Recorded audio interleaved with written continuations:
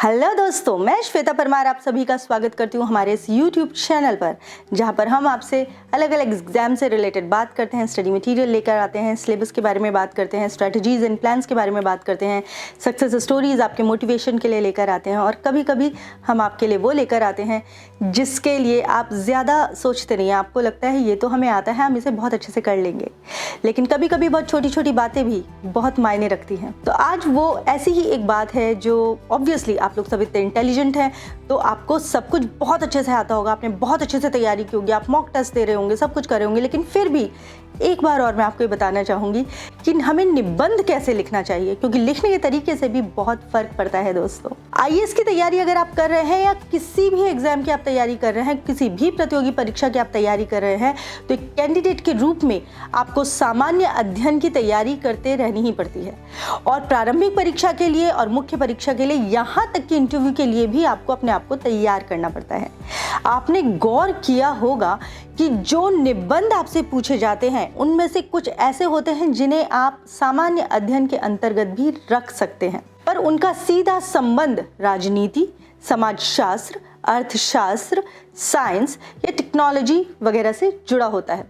मैं समझती हूँ कि इस प्रश्न का बहुत स्पष्ट उत्तर पाना आपके लिए बहुत ज़रूरी होता है दोस्तों, क्योंकि एक तो होता है ज्ञान जिसे हम कहते हैं नॉलेज और दूसरी होती है समझ जिसे हम कहते हैं अंडरस्टैंडिंग। यदि आप इन दोनों के अंतर को समझ पाएंगे तो आप सामान्य ज्ञान और निबंध के अंतर को भी समझ पाएंगे। दोस्तों, एग्रीकल्चर में अगर आपने एमएससी किया हुआ है और किसी नौजवान के पास कृषि संबंधी ज्ञान होता है, जबकि एक अनपढ़ किसान के पास खेती की समझ होती है। This is the difference. ज्ञान और समझ में दोनों ही कृषि का विषय है, लेकिन एक के पास सैद्धांतिक ज्ञान है तो दूसरे के पास अनुभव का समझ है। जिसके पास ज्ञान है उसे अपने ज्ञान को समझ के रूप में विकसित करने के लिए कुछ दिनों तक खेती करनी पड़ेगी। ये आपको सोचना पड़ेगा कि क्यों कहा मैंने। तो ऐसे ही निबंध एक ऐसी चीज है जो यदि खेती पर लिखी जाती है तो किसान के लिए, और अगर मैकेनिकल इंजीनियरिंग के लिखी जाती है तो उस छोटू के लिए होती है जो पूरा दिन कार के इंजन का बोनट उठाकर उसके अंदर अपना सिर घुसाए रखता है। जाहिर है कि सामान्य अध्ययन जहां केवल एक ही विषय पर होता है, वहीं निबंध भी होता तो एक ही विषय पर है, लेकिन उसके अंदर और भी न जाने कितने विषय आ जाते हैं।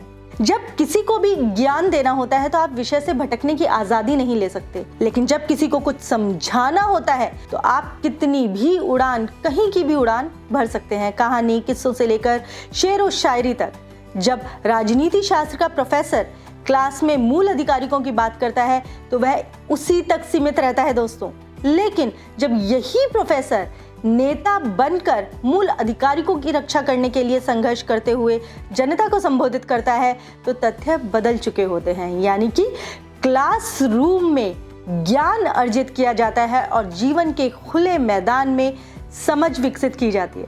अब आप सोच रहे होंगे कि मैं इतना बड़ा लेक्चर क्यों दिए जा रही हूँ, एक छोटा सा अंतर है उसको समझाने के लिए मैं इतनी कोशिश क्यों कर रही हूँ, क्योंकि ये बहुत इंपॉर्टेंट है। ऐसे is a very important part of your competitive exam. तो अगर हम ये ध्यान से देखेंगे तो इस बात से हम ये समझ पाएंगे कि सामान्य अध्ययन में विश्लेषण करने की गुंजाइश रहती है, वहाँ पर आप तर्क वितर्क करते हुए अपनी बात रखते हैं, लेकिन निबंध विश्लेषणात्मक नहीं होते।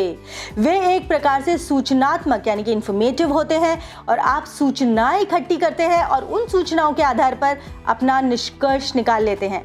इसीलिए निबंध लिखते समय आपको इस बात पर बहुत ज़्यादा ध्यान देना चाहिए कि कहीं ऐसा तो नहीं है कि निबंध के पेपर की जगह आप सामान्य ज्ञान का पेपर हल कराए हैं।